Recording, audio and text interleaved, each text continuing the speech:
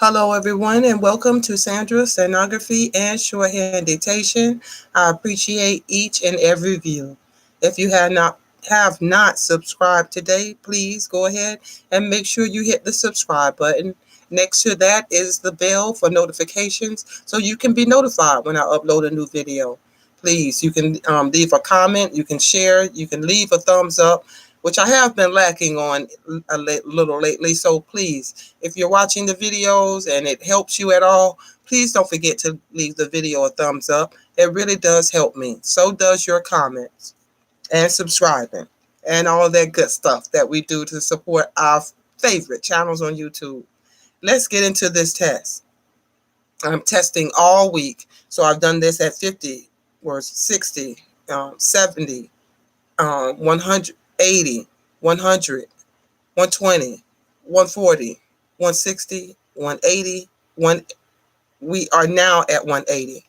And I'm going to truly do my best to read this at 180 words a minute because it is lit and it is a little wordy.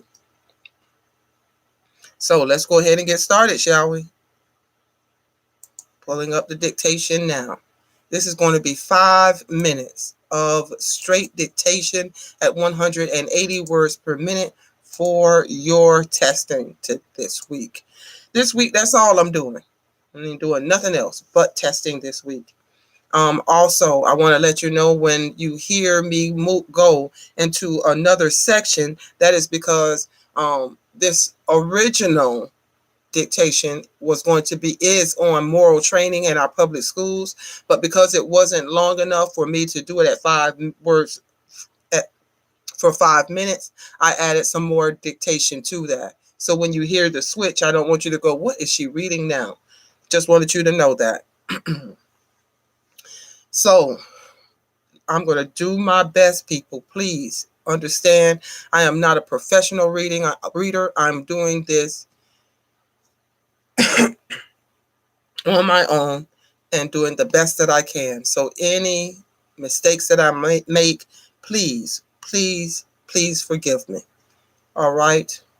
So you do the best you can. I'm going to do the best I can. At 180 words per minute in 5, 4, 3, 2, 1. Let's write. It is reasonable to suppose that the rank and file of our teachers will realize the importance of this aim in teaching so long as it has no recognition in our public system of instruction. The moral element is largely present among educators as an instinct, but it ought to be evolved into a clear purpose with definite means of accomplishment. It is an open secret, in fact, that while our public instructions is ostensibly secular, having nothing to do directly with morals or religion, there is nothing about which good teachers are more thoughtful and anxious about than the means of moral influence. Occasionally, someone from the outside attacks our public schools as without morals and godliness, but there is no lack of staunch defenders on moral grounds. Theoretically and practically, to a considerable extent, we are all agreed upon the supreme value of moral education, but there is striking inconsistency in our whole position on the school problem. While the supreme value of moral aim will be generally admitted, it has no open recognition in our school course, either as a principal or as a subordinate aim of instruction. Moral education is not a germane to be avowed purposes of the public school. If it gets in at all, it is by the back door. It is incidental, not primary. The importance of making the leading aim of education clear and conscious to teachers is great. If their conviction on this point is not clear, they will certainly not concentrate their attention and efforts upon its retaliation. Again, in a business like education, where there are so many important and necessary results to be reached, it is very easy and common to put forward a subordinate aim and to lift into the undue prominence, even allowing it to swallow up all the energies of teacher and pupils. Owing to this diversity of opinion among teachers as to the results to be reached, our public schools exhibit a chaos of conflicting theory and practice, and a numberless brood of hobby writers.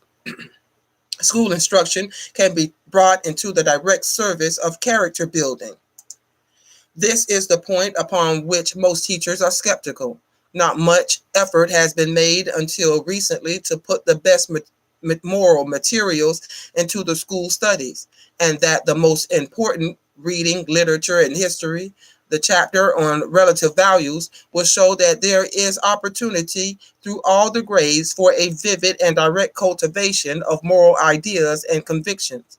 The second great series of studies, the natural sciences, come in to support the moral aims, while the personal example and influence of the teacher and the common experiences and incidents of school life and conduct give abundant occasions to apply and enforce moral ideas.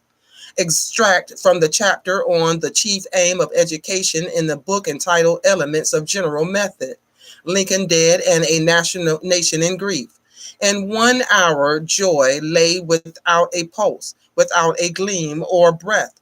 A sorrow, a sorrow came that swept through the land as huge storms seeped through the forest and field, rolling thunder along the sky, disheveling the flowers, daunting every singer in thicket and forest, and pouring blackness and darkness across the land and up the mountains. Did ever so many hearts in so brief a time touch to such boundless feelings? It was the uttermost of sorrow, noon and midnight, without a space between. The blow brought not a sharp pain. It was so terrible that at first it stunned sensibility. Citizens were like men who awakened at midnight by an earthquake and bewildered to find everything that they were accustomed to trust wavering and failing. The very earth was no longer solid. The first feeling was the least. Men waited to get straight to feel. They wandered in the streets as if groping after some impeding dread or undeveloped sorrow, or someone to tell them what ailed them. They met each other as if each would ask the other, am I awake or do I dream? There was piteous helplessness. Strong men bowed down and wept. Other and common griefs belonged to someone in chief. This belonged to all. It was each and every man's. Every virtuous household in the land felt as if its firstborn were gone. Men were bereaved and walked for days as if a corpse lay unburied in their dwellings.